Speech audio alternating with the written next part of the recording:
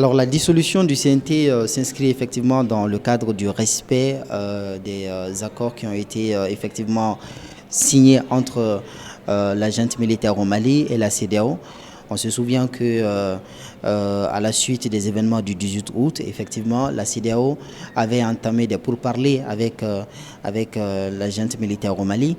Et là, ils s'étaient mis d'accord effectivement que la mise en place des institutions de la transition, dont notamment le président de la transition, le gouvernement de la transition, mais aussi la constitution du CNT, c'est-à-dire l'organe législatif de la transition, leur mise en place devait effectivement aboutir à la dissolution du CNSP.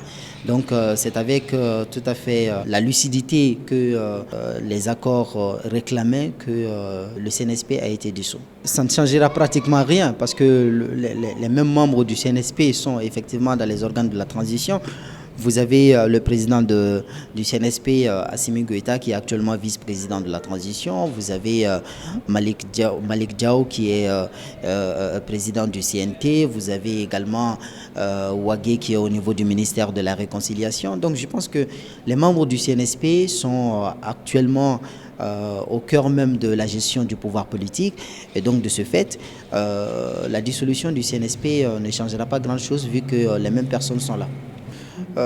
Pas vraiment, pas vraiment. Seulement, je dirais que actuellement, nous sommes dans une situation de crise très profonde et cela exige de chacun de nous une compréhension profonde des enjeux politiques actuels.